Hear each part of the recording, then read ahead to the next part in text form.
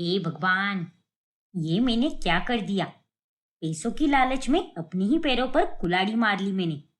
अब मैं किससे जाकर कहूं कि मेरी बहू मेरे साथ नौकरों जैसा व्यवहार करती है। अगर मेरी सहेलियां या बड़ी बहू को पता चला तो वो लोग तो मुझ पर हंसने लगेंगे। नहीं नहीं, मुझे किसी को कुछ भी नहीं बताना। अरे भाग्यवान, खुद से ही क्या बातें कर रही हो। जल्दी से मुझे एक कप चाय बना कर दे दो। नीलम अपने ही ख्यालों में खोई रहती है, इसलिए वो गोपाल को कोई जवाब नहीं देती। अरे क्या हुआ नीलम, मैं तुमसे बातें कर रहा हूँ। कब से चाय मांग रहा हूं मैं तुमसे, और तुम हो कि जवाब ही नहीं दे रही हो। जी क्या हुआ, और आप कब आए, और इतना चिल्ला के क्यों बातें कर रहे हो। अरे मैं कब से तुमसे एक कप चाय ही मांग रहा हूँ, और तुम कह रही हो कि मैं कब आया। अरे ऐसे कौन से ख्यालों में खोई हो तुम।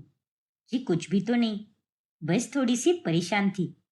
तो मुझे बताओ ना कि आखिर परेशानी क्या है। सब ठीक तो है ना। और तुम्हारी आंखों के नीचे ये काले धब्बे कैसे हो गए। रात भर सोई नहीं क्या तुम। क्या बताऊं जी, मुझे तो कुछ समझ ही नहीं आ रहा। ये ऋचा बहू तो मेरे साथ बहुत ही खराब व्यवहार करती है। मुझसे नौकरों जैसे काम करवाती है वो। दहेज की लालच में आकर मैंने बहुत गलत किया है, इसीलिए तो मैं कहता था। तो अब देखो, हमारी बड़ी बहू दहेज नहीं लाई थी, फिर भी कितनी सुंदर और सुशील है। सारी बातें मानती है, और तुमने उसे हमेशा दबा कर रखा। और अब तुम्हें पता चल रहा है कि जब तुम्हारे साथ कोई रूखा व्यवहार करता है तो कैसा लगता है। ये गड्ढा तुमने खुद ने खोदा है, तो इसकी भरपाई भी तुम्हें ही करनी होगी। मैं इसमें कुछ नहीं कर सकता। वो तो मुझे दहेज के केस में जेल भेजने की धमकी देती है। तो अब मैं क्या करूं। अब जो करना है करो। दहेज लिया है तो जेल जाने के लिए भी तैयार हो जाओ। हमने तो उनसे कुछ भी नहीं मांगा, तो वो तो हमें कुछ भी नहीं कर सकती। गोपाल की बातों से नीलम और परेशान हो जाती है। फिर एक दिन ऋचा की सहेलियां घर पर आती हैं। अरे वाह, तुम दोनों मुझसे मिलने कितने दिनों बाद आई हो। बताओ, सब ठीक तो है ना। अरे सब ठीक है, लेकिन क्या तुम भी। तुम्हारी शादी को 2 महीने हो गए हैं, और तुमने हमें अभी तक पार्टी भी नहीं दी है। इसीलिए सोचा कि आज तुम्हारे ससुराल ही आकर पार्टी ले लूं। हाँ हाँ, क्यों नहीं। रुको, मैं अभी नाश्ते का इंतजाम करती हूँ। अरे ऋचा, नौकरों से कहकर मेरे लिए एक ब्लैक कॉफी भी बनवाना। हाँ बाबा, मैं अभी बोलकर आती हूँ। फिर ऋचा नीलम के पास जाती है। देखिए मम्मी जी, मेरी फ्रेंड्स आई है घर पर, तो उनके लिए चाय नाश्ते का इंतजाम कर दीजिए। और हाँ, एक ब्लैक कॉफी भी बना दीजिए। और सब लेकर मेरे कमरे में आइए। ये तो कैसी बातें कर रही है बहू। तेरे फ्रेंड्स आए हैं तो तू खुद ही जाकर बनाना, मुझसे क्यों कह रही है। लगता है आप भूल गई मम्मी जी कि मैंने आपसे पहले क्या कहा था। इतना कहकर ऋचा वहां से चली जाती है, और नीलम भी उदास होकर रसोई में चली जाती है। हे भगवान, पता नहीं ये ऋचा मुझसे और क्या क्या करवाएगी, और मैं हूं कि चाहकर भी किसी को कुछ भी नहीं बता सकती। तभी वहां पर प्रिया आती है। अरे मम्मी जी, आप यहाँ पर क्या कर रही हो। अगर कुछ चाहिए था तो आप मुझसे कह देती ना, मैं बना देती आपके लिए। और आप ये ब्लैक कॉफी क्यों बना रही हो। आप तो ऐसी कॉफी कभी नहीं पीती, तो फिर ये किसके लिए बना रही हो आप।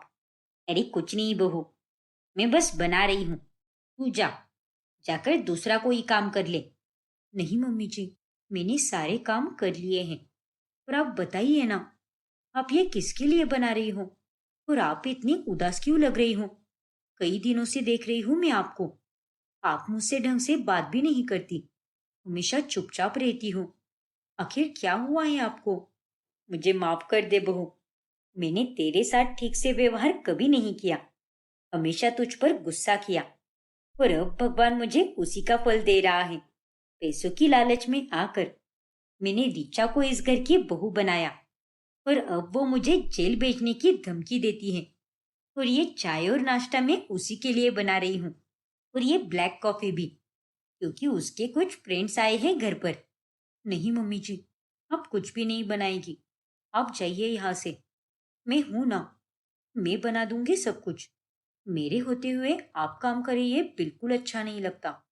तो कितनी अच्छी है बहू, पर मैंने आज तक तेरे साथ हमेशा नौकरों जैसा व्यवहार किया, क्योंकि तू दहेज में कुछ भी नहीं लाई। और अब भगवान जी मुझे मेरी इसी की एक ही सजा दे रहे हैं। इतना कहकर नीलम वहां से चली जाती है और प्रिया खुद चाय नाश्ता लेकर ऋचा के कमरे में चली जाती है। ये देखो ऋचा, मैंने तुम्हारे फ्रेंड्स के लिए चाय और नाश्ता बनाया है, और ये ब्लैक कॉफी भी है। वैसे आप कौन हैं? ये मेरी जेठानी है। अच्छा, तुम लोग बातें करो, तब तक मैं बाकी का काम निपटा कर आती हूँ। इतना कहकर प्रिया वहां से चली जाती है। अरे वाह ऋचा, तेरी जेठानी तो एकदम कमाल की निकली। हमारे लिए उन्होंने चाय नाश्ते का इंतजाम भी कर दिया। लेकिन तेरे घर में कोई नौकर नहीं है क्या?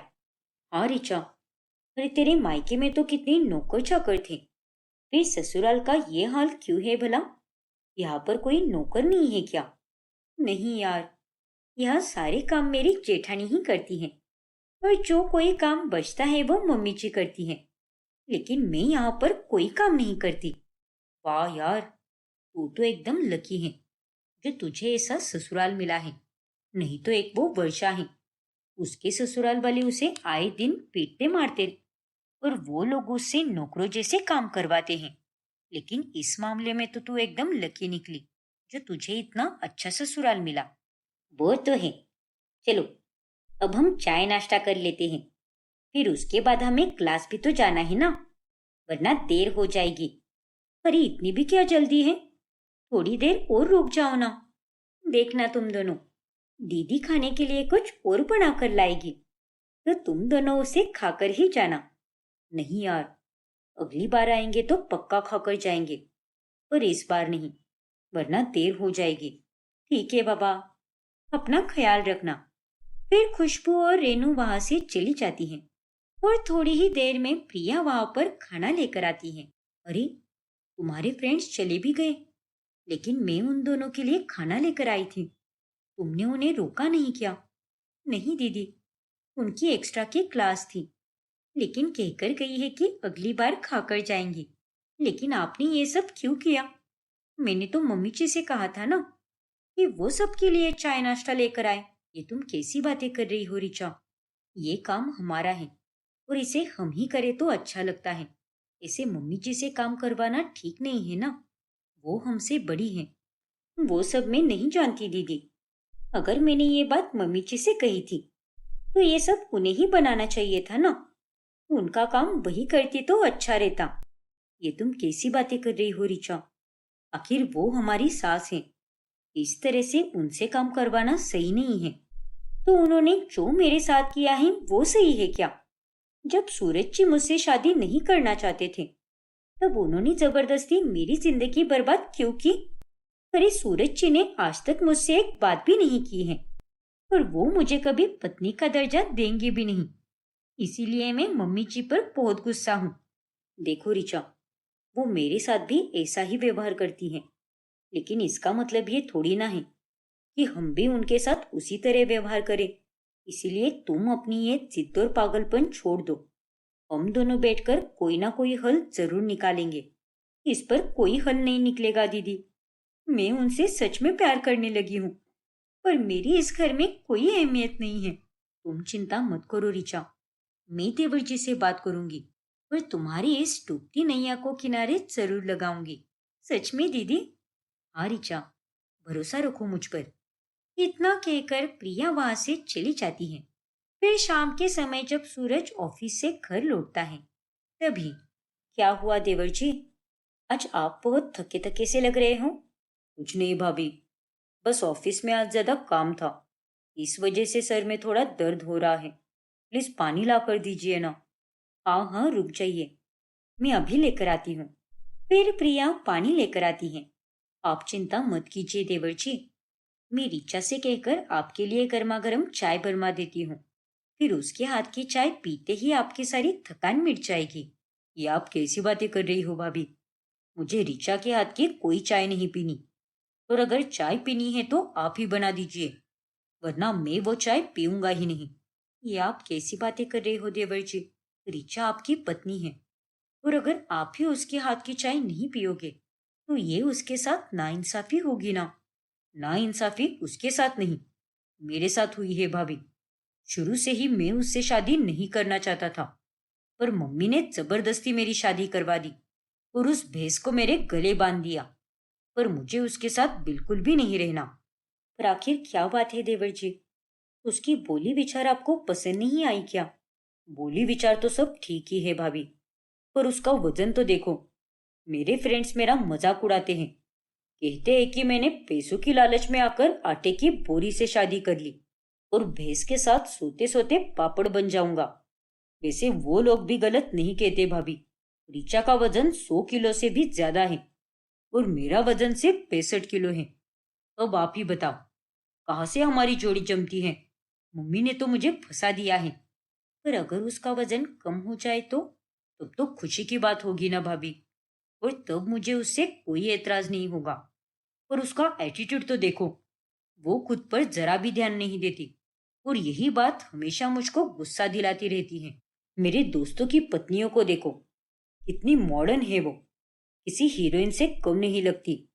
और मेरी पत्नी को देखो, वो तो एक नॉर्मल इंसान भी नहीं लगती। ठीक है देवर जी, मैं आपसे वादा करती हूँ कि मैं आपकी ऋचा को बिल्कुल स्लिम और फिट बना दूंगी। पर आपको भी मुझसे वादा करना होगा कि आप उसे पत्नी का दर्जा देंगे और उससे प्यार से बात करेंगे। ये नामुमकिन है भाभी, लेकिन अगर ऐसा हो गया तो मैं उसे वो सारे अधिकार दूंगा जो एक पत्नी का पति पर होता है। ठीक है देवर जी, पर आप उससे थोड़ा प्यार से बात करने की कोशिश कीजिए, ताकि उसे भी लगे कि आप भी उससे प्यार करने लगे हों। और तब जाकर वो आपके लिए बदलने की पूरी कोशिश करेगी। फिर उसके बाद आप सरप्राइज होने के लिए तैयार रहिएगा। ऐसे ही एक महीना बीत जाता है। फिर एक सुबह 5 बजे ऋचा उठकर प्रिया के पास आती है। कितना समय हो गया है भाभी, और आप होके अभी तक सो रही हो? जल्दी चलिए ना, हमें वॉकिंग पर भी तो जाना है। लेकिन ऋचा, अभी तो सिर्फ 5 ही बजे हैं और हम रोज तो वॉकिंग पर 6 बजे जाते हैं ना। वो तो है भाभी, पर अब तो मैं और मेहनत करना चाहती हूँ। आपकी बदौलत एक महीने में मैंने पूरे 10 किलो वजन कम कर लिया है। और अब मैं ये चाहती हूँ कि पूरी तरह से स्लिम और आपकी तरह पतली कमर वाली बनूं। आपको पता है, अब तो सूरज जी भी मुझसे प्यार से बातें करने लगे हैं, और ये सब कुछ आपकी वजह से हुआ है। वरना मम्मी जी ने तो मुझे कहीं का नहीं छोड़ा था। तभी वहां पर नीलम आती है। रीचा बहू, मैं देख रही हूँ कि तुम हर रोज इतनी जल्दी उठती हो, वॉकिंग पर जाती हो, योगा करती हो, और मैं तुमसे माफी मांगना चाहती हूँ बहू, पर आज तक कभी समय ही नहीं मिला। तुम्हारा डाइट रूटीन इतना टाइट है, सुबह वॉकिंग, फिर योगा, फिर डांस क्लासेस, और घर पर सिर्फ घास फूस खाती रहती हो। और ये सब कुछ मेरी ही वजह से हुआ है। मुझे माफ कर दो बेटा, मैंने तुम्हारे साथ बहुत गलत किया है। कोई बात नहीं मम्मी जी, जो बीत गया सो बीत गया। हम तो अब बस आगे पर फोकस करेंगे। और आपने जो कुछ भी किया बस लालच में किया। लेकिन ध्यान रखिए, रिश्ता दहेज से नहीं, प्यार से चलता है। दहेज तो आता जाता रहेगा, पर हर रिश्ते में प्यार बना रहना चाहिए। अच्छा अब बस करो, बहुत इमोशनल बातें हो गई। अब जल्दी चलो, नहीं तो देर हो जाएगी। फिर वहां से आकर तुम्हें योगा भी तो करना है। पूरा दिन का टाइट रूटीन ही तुम्हारा। हाँ भाभी, चलिए। ऐसे ही एक महीना और बीत जाता है और रीचा अब पतली कमर वाली खूबसूरत बहू में बदल चुकी थी। भाभी, ये तो लग ही नहीं रहा कि ये पहले वाली ऋचा है। ये तो पूरी तरह जीरो फिगर वाली मॉडल ऋचा बन गई है। मेरे फ्रेंड्स की जितनी भी पत्नियां हैं, उनमें तो सबसे सुंदर ऋचा ही लग रही है। आखिर ये वादा किसका था? मेरा ही था ना। तो देखिए, आपकी मॉडल पत्नी को आपके सामने रखा है। थैंक यू सो मच भाभी, अब बहुत अच्छी हो। आपने हमारे घर को बसाया है। अरे बस भी कीजिए देवर जी, सारा प्यार मुझ पर ही लुटा देंगे तो ऋचा के लिए क्या बचेगा? वैसे भी मुझ पर प्यार लुटाने के लिए आपके भैया है मेरे पास, और आप तो अपना सारा प्यार बस ऋचा पर लुटाइए। प्रिया की ये बातें सुनकर ऋचा और सूरज दोनों हंस पड़ते हैं। सच में भाभी, सूरज जी जो कह रहे हैं बिल्कुल सच है। अगर आप ऐसा नहीं करती तो शायद हम दोनों अलग हो जाते। आपने ही हमें सही रास्ता दिखाया और इसी वजह से आज हमारा रिश्ता यहाँ तक पहुँचा है। फिर उस दिन के बाद से ऋचा एक पतली कमर वाली आत्मविश्वासी लड़की बन जाती है और सूरज के साथ वो खुशी से रहने लगती है। अक्षरा की दो नंदे होती है, एक ओवी और दूसरी ऋतु। दोनों का ससुराल एक ही घर में होता है क्योंकि उन दोनों की शादी दो भाइयों से हुई होती है। ऐसे ही एक दिन, अरे अक्षरा बहू, मुझे तो बड़ी चिंता सता रही है। अब ओवी और ऋतु की सास का देहांत हो गया है और जब तक वो जिंदा थी तब तक रसोई का सारा काम वही किया करती थी, लेकिन अब तो वो जा चुकी है तो उन दोनों को खाना बनाने में काफी दिक्कत आ रही होगी। हाँ माँ जी, वो तो है, लेकिन उन दोनों को अपनी सास के होते हुए खाना बनाना सीख लेना चाहिए था। वो भी दीदी की तो बेटी भी है। अब देखो, सास के जाने के बाद उन दोनों पर कितनी मुश्किल आ गई होगी। एक काम करती हूँ, मैं उन दोनों को फोन करके बता देती हूँ कि अब से सारा खाना वो यहीं से लेकर जाया करे। क्यों, सही रहेगा ना? हाँ माँ जी, और जब वो दोनों यहाँ पर आएगी तब मैं उन दोनों को खाना बनाना सिखा दूंगी। हाँ, यही सही रहेगा। वैसे भी उन दोनों का ससुराल हमारे घर के 5 मिनट की ही दूरी पर है, तो वो दोनों अपना खाना यहीं पर खा सकती है और अपने बच्चों और पति के लिए घर लेकर जा सकती है। अब दोनों ओवी और ऋतु सुबह से लेकर रात तक का सारा खाना मायके से ही लेकर जाती है। ऐसे ही एक सुबह, अरे अक्षरा बहू, तू तो आलू के पराठे बनाने वाली थी ना, तो ये तू क्या बना रही है? ये तो रोटी पिज्जा है। हाँ माँ जी, ये रोटी पिज्जा मैं पीहू के लिए बना रही हूँ, वो इसे टिफिन में लेकर जाएगी। चलो अच्छा है, कुछ तो पौष्टिक खाएगी मेरी नातिन। वैसे उसकी वो माँ कहाँ पर है? वो दोनों तो बाहर हॉल में बैठी हैं, शायद टीवी देख रही होंगी। क्या? फिर तेजस्वी गुस्से से बाहर हॉल में आती है। अरे नालायको, तुम्हारी भाभी वहां अकेली खाना बना रही है और तुम दोनों यहाँ पर आराम से टीवी देखने में मगन हो। हाँ तो उसमें क्या हुआ माँ? सुबह सुबह कितनी मस्त फिल्म लगी है।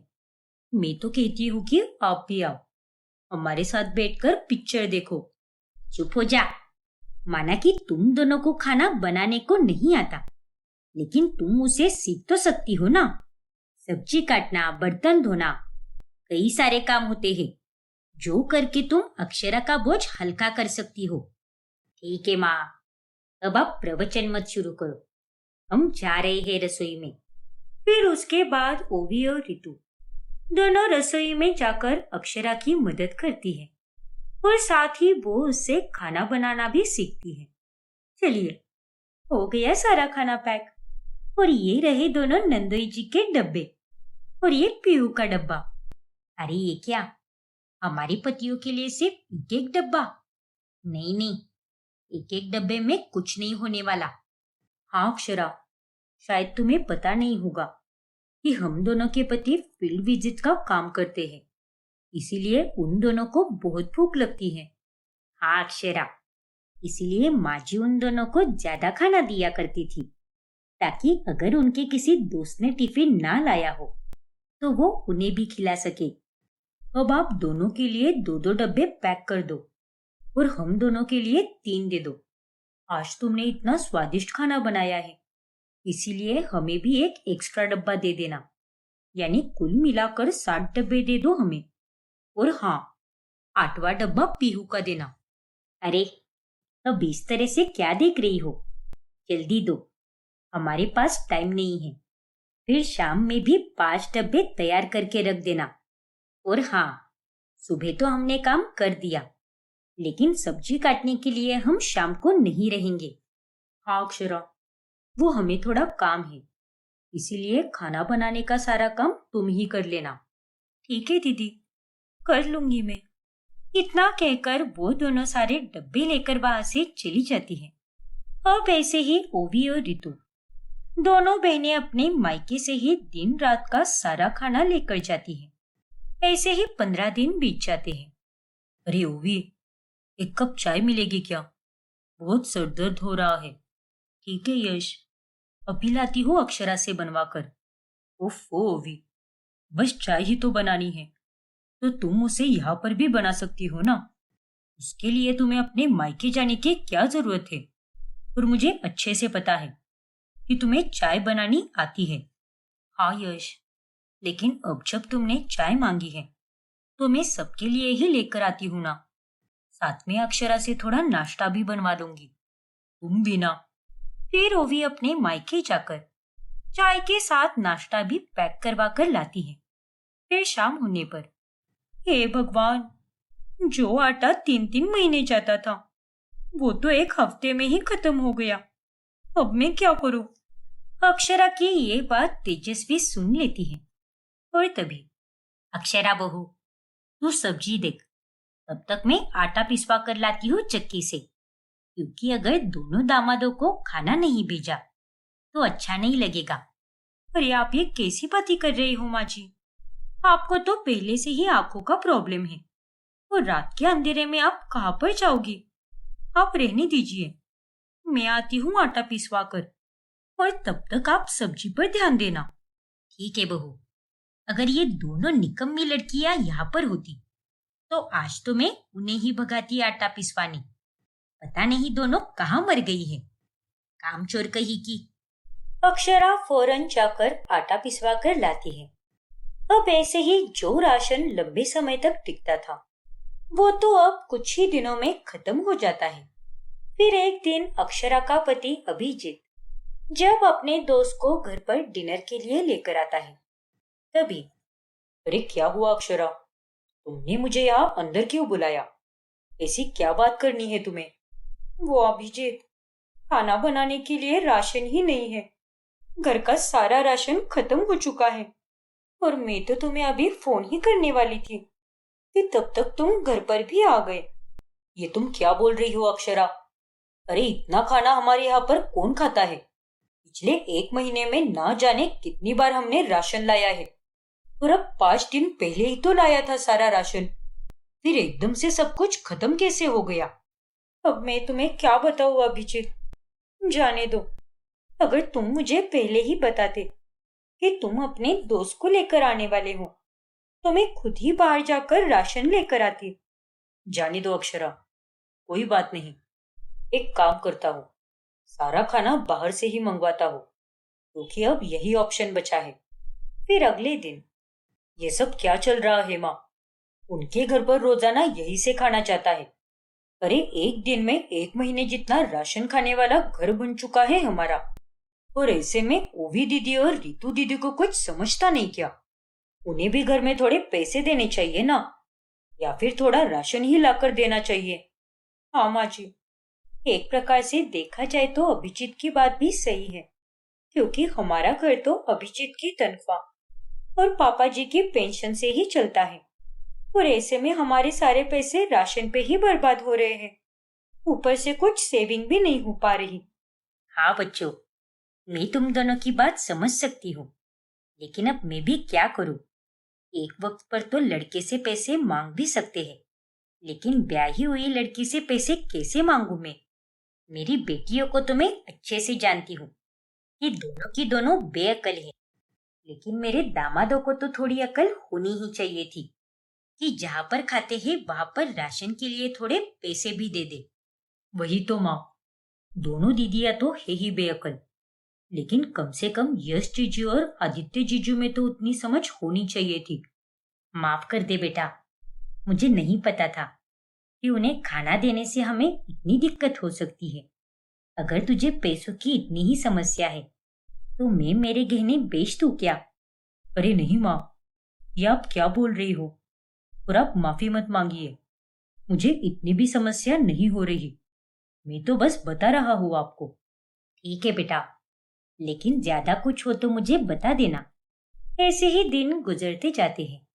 फिर एक रोज, क्यों रे बेशर्मो, इतने दिनों से तुम दोनों खाना बनाना सीख रही हो, फिर भी अब तक तुम दोनों को खाना बनाना नहीं आता। ये आप कैसी बात कर रही हो माँ? अब हम सीख तो रहे हैं ना, और खाना बनाना इतना आसान थोड़ी ना है, थोड़ा तो समय लगेगा ही ना। नहीं दीदी, अगर आप मन लगाकर सीखना चाहोगे तो कम से कम समय में भी अच्छे से सीख जाओगे। लेकिन आप दोनों तो केवल 2 दिन ही सीखने आती हो और बाकी के 2 दिन गायब रहती हो, तो इस तरह से कैसे चलेगा? चुप रहो अक्षरा। हम जानते हैं कि खाना बनाना कैसे सीखना है, इसलिए तुम हमें ज्यादा ज्ञान मत दो। बस कर रितु, ज्यादा मत बोल। अरे इसमें गलती तुम दोनों की ही है और तुम दोनों को सीखना है, ना कि इसे सीखना है। और आज से तुम दोनों ध्यान से खाना बनाना सीखोगी, समझी कि नहीं? मैं जानती हूँ माँ कि आप ये सब क्यों बोल रही हो, क्योंकि आपको अब अपनी बेटियों के लिए खाना देना बोझ लग रहा है। क्यों? सही कहा ना मैंने? क्या? हाँ माँ, ओवी ने एकदम बराबर कहा। हमारे कारण आप लोगों को बहुत दिक्कत हो रही है। अपनी ये फालतू की बकवास बंद करो। ऐसा कुछ भी नहीं है, और अगर होता ना तो पहले दिन ही मना कर देती मैं तुम दोनों को। पहले अपनी गलतियों को स्वीकारो और उसे सुधारो। यूं बेचारी बनने का नाटक तुम दोनों को शोभा नहीं देता। तेजस्वी की ये बातें सुनकर ओवी और रितु अब चुपचाप खाना बनाना सीखती है। ऐसे ही एक दिन जब सुबह सुबह यश ओवी और रितु को मायके छोड़ने आता है, तभी तो नंदई जी, कैसा लगता है आपको मेरे हाथ का खाना? बहुत ही उम्दा। अरे तुम्हारे हाथ का खाना खाकर तो बहुत मजा आता है। चलो अच्छी बात है, शुक्रिया। लेकिन अक्षरा, बस ओवी और रितु को भी सिखा दो अपनी तरह खाना बनाना, फिर तो हमें कोई दिक्कत नहीं होगी। हाँ हाँ जरूर। वैसे 2 डब्बों में खाना कम तो नहीं पड़ता ना? 2 डब्बे? लेकिन मैं तो रोज एक ही डब्बा लेकर जाता हूँ। वो मैं इन्हें एक ही डब्बे में सारा खाना पैक करके दे देती हूँ, इसीलिए ये ऐसा बोल रहे हैं। चलो यश, अब तुम जाओ, नहीं तो तुम्हें देर हो जाएगी। ठीक है ओवी, मैं निकलता हूँ। बाय। बाय अक्षरा। बाय नंदोई जी। ऐसे ही एक रोज जब अक्षरा और तेजस्वी दोनों बाजार गई होती है, तभी अरे ये आप क्या कह रही हो बहन जी? ऐसा हो ही नहीं सकता। लेकिन क्यों नहीं हो सकता? आपकी दोनों बेटियों ने टिफिन सर्विस शुरू की है और हमारे पड़ोस में जो बैचलर आदमी रहता है ना, उन्होंने उनके पास ही डब्बा लगाया है। एक दिन तो मैंने भी चक्कर देखा, क्या लजीज खाना बनाया था उन्होंने। लेकिन उन दोनों को तो खाना बनाना आता ही नहीं। अरे तुम मजाक कर रही हो क्या? और मैं भी सोच रही हूँ कि किसी दिन उनका डब्बा मैं भी ले लूं। बहुत ही कमाल के पकवान होते हैं उनके। इतना कहकर वो औरत वहां से चली जाती है। हे भगवान, ये औरत क्या कह रही थी? इसका मतलब ये है कि रितु और ओवी दीदी हमारे यहाँ से टिफिन लेकर आगे दूसरों को दे देती है और उसके वो पैसे भी लेती है। ये उन दोनों ने बहुत गलत किया है। अब मैं उन्हें नहीं छोड़ूंगी। अब ओजस्वी फौरन रितु और ओवी को घर पर बुलाती है और वो उन दोनों की खबर लेने लगती है। नहीं माँ, ये सब सरासर झूठ है। अरे चुप रहो तुम दोनों, खाओ मेरी कसम और कहो कि ये झूठ है। बोलो। माफ करना माँ, लेकिन हाँ, ये सच है कि हमने टिफिन सर्विस शुरू की है, क्योंकि घर बैठे बैठे पैसे कमाने का ये सबसे अच्छा जरिया था और इसीलिए हमने ये सब किया। और माँ, हमारे पतियों ने भी हमें पैसे दिए थे और कहा कि वो पैसे आपको दे दे, क्योंकि हमारे घर से राशन जा रहा था। लेकिन वो पैसे भी हमने खुद के पास ही रख लिए और आपको उसका पता भी नहीं चलने दिया। और हमारे पतियों को हमारी इस काली करतूत के बारे में कुछ भी नहीं पता। अरे मूर्ख लड़कियों, क्या कमी रखी थी हमने? और इतनी भी क्या मुसीबत आ पड़ी थी तुम दोनों पर, जो पैसे कमाने के लिए तुम्हें ये जरिया दिखा? अरे तुम दोनों के पति कितना अच्छा कमाते हैं और तुम्हें जो चाहिए वो सब दिलाते हैं, फिर भी इतना लालच। छी, ये आप दोनों ने बहुत गलत किया है दीदी। और नहीं तो क्या, इधर ये बेचारी दिन रात मेहनत करके कितना खाना बनाती थी। अरे तुम्हारी वजह से घर का राशन भी बर्बाद होता था और बेचारा मेरा अभिजीत इतनी मेहनत करके सारे खर्चे उठाता था और हमारे बारे में तुम्हें जरा भी ख्याल नहीं आया। अरे इतनी निर्दयी तुम दोनों कैसे हो सकती हो? हमसे भूल हो गई माँ, हमें माफ कर दो। हाँ माँ, प्लीज हमें माफ कर दो। अब हम दोनों आपको सुधर कर दिखाएंगे। नहीं, ये जो कुछ भी तुम दोनों ने किया है उसके लिए मैं तुम दोनों को कभी माफ नहीं करूंगी और ना ही तुम्हें सुधरने का कोई मौका दूंगी, क्योंकि मैं तुम्हें अच्छे से जानती हूँ कि तुम दोनों कितनी निर्लज्ज हो और कभी नहीं सुधरने वाली। और अब तो मैं तुम्हारी ये काली करतूत तुम्हारे पतियों को भी बताऊंगी। जरा उन्हें भी तो पता चले कि उनकी बीवियां क्या गुल खिला रही है। फिर उस दिन के बाद से तेजस्वी उन दोनों से बातचीत करना बंद कर देती है और दोनों बेटियां अपनी गलती के लिए पछताती रहती है। खुशी की अर्जुन से नई शादी हुई होती है और वो जब अपने कमरे में बैठी होती है तभी वहां पर अर्जुन आ जाता है। आपको ज्यादा इंतजार तो नहीं करना पड़ा ना? वो क्या है ना, शालू आने ही नहीं दे रही थी। कोई बात नहीं, वैसे भी मुझे नींद आ रही है तो मैं सोने जा रही हूँ। अरे इतनी जल्दी क्यों सोना है तुम्हें? आज तो हमारी... देखो आज कुछ भी हो, लेकिन मैं आगे के लिए बता रही हूँ कि आप मुझसे कोई उम्मीद मत रखना। इतना बोलकर खुशी सो जाती है। शायद थकान के कारण उसने ऐसा कहा होगा। और वैसे भी अभी हम दोनों एक दूसरे को कितना ही जानते हैं, शायद इसीलिए चिढ़ रही होगी। एक बार में ही कितना कुछ बदल गया, तो मन तो बैठ ही जाता है ना। अर्जुन खुशी से कोई शिकायत नहीं करता और वो भी सो जाता है। फिर अगली सुबह, अरे खुशी, आज तो तुम्हारी पहली रसोई की रस्म है ना, तो तुम आज सबके लिए मीठे में क्या बनाने वाली हो? अब ये भला क्या बात हुई?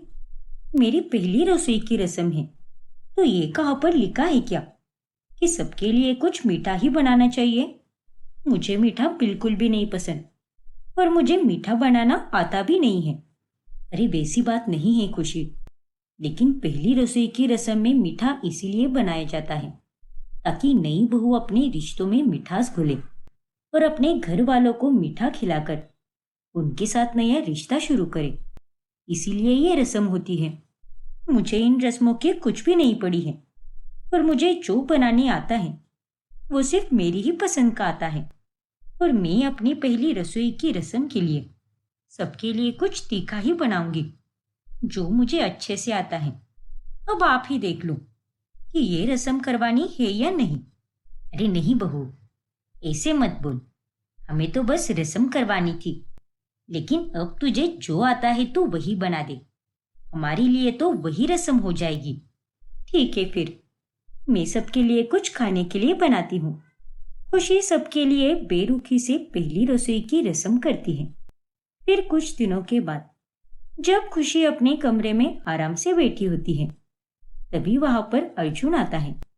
चलो खुशी, जल्दी से तैयार हो जाओ। तैयार हो जाओ? लेकिन किस लिए? क्योंकि आज हम दोनों मूवी देखने जा रहे हैं। मुझे तुम्हारी बहन ने बताया था कि तुम्हें मूवी देखना बहुत पसंद है, तो तुम्हारा वो मनपसंद हीरो है ना शाहरुख खान, आज हम उसी की मूवी देखने जाएंगे। तो तुम जल्दी से तैयार हो जाओ। और हाँ, अगर तुम्हें जींस टॉप पहनने का मन है तो वो भी पहन सकती हो, मुझे उससे कोई एतराज नहीं होगा। लेकिन आपने मूवी की टिकट्स किसे पूछकर बनाई? अभी मेरा कहीं बाहर जाने का बिल्कुल भी मन नहीं है। ऐसे मत बोलो ना खुशी, मैंने बहुत मन से किया है और मैं तुम्हें सरप्राइज देना चाहता था, इसीलिए तुम्हें नहीं बताया। देखो, तुम्हारा अब भी भले ही मन ना हो, लेकिन मैं तुम्हें गारंटी दे सकता हूँ कि तुम अगर मेरे साथ चलोगी ना तो वहां से खुश होकर ही घर लौटोगी। अरे जब मेरा बाहर जाने का मन ही नहीं है तो आप मुझ पर जबरदस्ती क्यों कर रहे हो? और मुझे ऐसे फालतू के सरप्राइज बिल्कुल भी नहीं पसंद, तो आगे से ऐसा कुछ करने का सोचना भी मत। गुस्से में इतना बोलकर खुशी वहां से चली जाती है और उन दोनों की ये सारी बातें कमरे के बाहर खड़ी मेघा सुन लेती है और वो अर्जुन से कहती है, आप ठीक तो हो ना देवर जी? खुशी ने आपसे इस तरह से बात क्यों की भला? आप उन्हें अच्छे नहीं लगते क्या? ऐसा नहीं है भाभी, बल्कि मुझे तो ऐसा लगता है कि खुशी को यहाँ एडजस्ट होने में थोड़ी प्रॉब्लम हो रही है और इसीलिए वो ऐसा बर्ताव कर रही है। लेकिन देवर जी, आपने ये जो मूवी की टिकट्स निकाली है, अब उनका क्या करोगे आप? अब उनका क्या है, आप भी तो घर में ही हो ना, और भैया को भी आज छुट्टी है, तो आप दोनों ही चले जाओ ना मूवी देखने। खुशी अपने पति के साथ अच्छा बर्ताव बिल्कुल भी नहीं करती। फिर कुछ दिनों के बाद जब मेघा और खुशी दोनों रसोई में काम कर रही होती हैं, तभी, वैसे खुशी, तुम तो यहाँ पर नई नई आई हो ना, तो इसीलिए तुम्हें नहीं पता, लेकिन देवर जी के पीछे ना काफी लड़कियां पड़ी थी, क्योंकि वो इतने पढ़े लिखे और समझदार हैं, कभी किसी से बदतमीजी नहीं करते और औरतों की बहुत इज्जत करते हैं। औरतों और मोहल्ले में भी ऐसी कितनी लड़कियां थी जो देवर जी को अपने पति के रूप में मिलने के लिए 16 सोमवार के व्रत रखा करती थी। पता नहीं मुझसे ऐसा कौन सा व्रत टूट गया जो मुझे आपके देवर जी पति के रूप में मिल गए। पूरी दुनिया में शायद मेरी ही किस्मत फूटनी थी। ऐसा नहीं है खुशी, तुम अगर अपना नजरिया बदलोगी ना, तो तुम्हें देवर जी से अच्छा कोई और दूसरा लग ही नहीं सकता। और तो और वो तुम्हारे लिए कितना कुछ करते हैं, तो तुम भी उनकी तरफ एक कदम बढ़ा ही सकती हो ना। लेकिन आप हम दोनों के बीच में इतना क्यों बोल रही हो दीदी? अरे जब मेरी ही किस्मत इतनी फूटी हुई है, तो अपनी फूटी किस्मत की तरफ मैं एक और कदम क्या ही बढ़ाऊं। फिर कुछ दिनों के बाद रविवार आता है और खुशी अपने पूरे परिवार से कहती है, आज मेरा बहुत मन कर रहा है कि हम सभी मिलकर बाहर खाना खाने जाएं। तो आज शाम हम डिनर के लिए चलते हैं ना। लो जी, आज तो सूरज कहीं और से ही निकला है, क्योंकि आज खुशी ने अपनी इच्छा जाहिर की है, तो आज हम सब पक्का जाएंगे बाहर डिनर करने। हाँ देवर जी, अरे आप तो वही करोगे जो आपकी बीवी चाहती है। हाँ भाभी, और करूँ भी क्यों ना, आखिर खुशी मेरी पत्नी जो है, और उसकी खुशी के लिए मैं कुछ भी करूंगा। देखा खुशी, देवर जी आपसे कितना प्यार करते हैं। अरे वो तो आपके लिए कुछ भी करने के लिए हमेशा तैयार रहते हैं। फिर शाम के समय जब सभी लोग डिनर पर जाने के लिए तैयार हो जाते हैं, तभी अर्जुन और मेघा खुशी को बुलाने के लिए उसके कमरे में जाते हैं। अरे ये क्या खुशी, तुम अभी तक तैयार क्यों नहीं हुई? हम सब लोग तो तैयार भी हो गए और तुम्हारा कब से इंतजार कर रहे हैं। नहीं दीदी, मेरा अभी कहीं जाने का बिल्कुल भी मन नहीं कर रहा, इसलिए हम डिनर आज घर पे ही करते हैं। अरे लेकिन अचानक से तुम्हें क्या हो गया खुशी? और आज तो तुमने खुद ने ही कहा था ना कि हम सब मिलकर डिनर पर चलते हैं, और अब जब सब तैयार हो गए हैं तो तुम ही मना कर रही हो। क्या बात है, तुम्हारी तबीयत तो ठीक है ना? हाँ हाँ, मेरी तबीयत बिल्कुल ठीक है, पर मैं इसीलिए नहीं जा रही क्योंकि मुझे आप सबके साथ कहीं जाना बिल्कुल अच्छा नहीं लगेगा, और बाहर अगर कहीं मेरे दोस्त मिल गए तब तो वो मेरा मजाक बनाएंगे। ये तुम क्या बोल रही हो खुशी? अरे पहले तुमने ही कहा था ना कि सब मिलकर डिनर पर चलते हैं, और अब खुद ही मना कर रही हो। अरे देवर जी तो तुम्हारे लिए इतना सब कर रहे हैं, किसी बात की कोई कमी भी नहीं रखते। जो तुम बोलती हो वही सब कर रहे हैं, तो अब तुम्हें हमारे साथ चलने में क्या दिक्कत है? देखिए दीदी, आप सब लोग जो भी कर रहे हो वो सब अपनी मर्जी से कर रहे हो।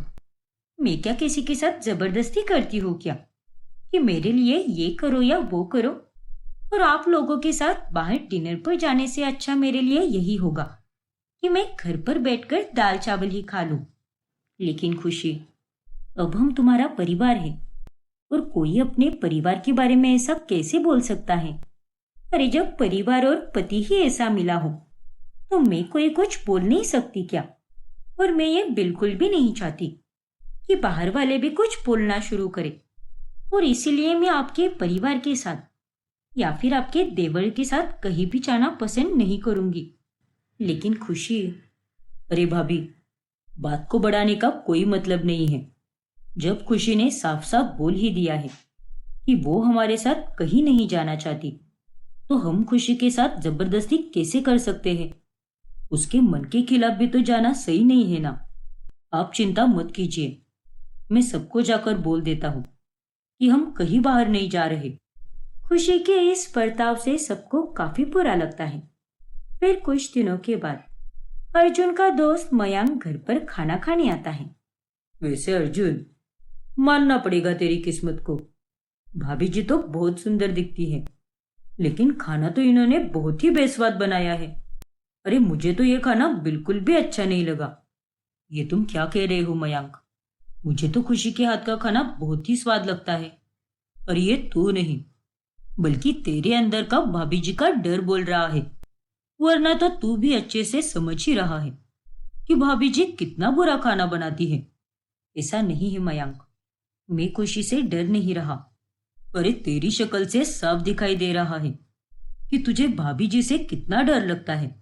वैसे भाभी जी, आपको मेरी बात का बुरा तो नहीं लगा ना? हाँ हाँ, अरे मेरे ही मुंह पर मेरी बुराई कर रहे हो और ऊपर से ये भी बोल रहे हो कि आपको बुरा तो नहीं लगा ना? अरे मुझे बहुत बुरा लगा। और अर्जुन, ये कैसे दोस्त थे आपके?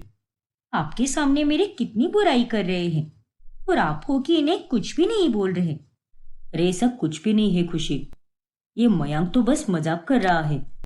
अरे मजाक कैसे होता है ये तो मुझे अच्छे से पता है, लेकिन आप लोगों को अगर मेरा खाना पसंद नहीं आ रहा तो आप लोग मेरे लिए एडजस्ट भी नहीं कर सकते क्या? अब मैं भी तो अर्जुन के साथ शादी होने के बाद एडजस्ट ही तो कर रही हूँ ना। मुझे भी कौन सा ये अर्जुन पसंद है? ये तुम क्या बोल रही हो खुशी? घर पर मेरा दोस्त आया है, थोड़ा तो सोच समझ कर बोलो ना। हाँ तो क्या गलत बोल दिया मैंने? सच ही तो बोल रही हूँ मैं। अब सच अगर आपको बुरा लग रहा है तो इसमें मेरी कोई गलती नहीं है। खुशी की इतनी बातें सुनकर मयांक घर से चला जाता है और तभी वहां पर मेघा आ जाती है।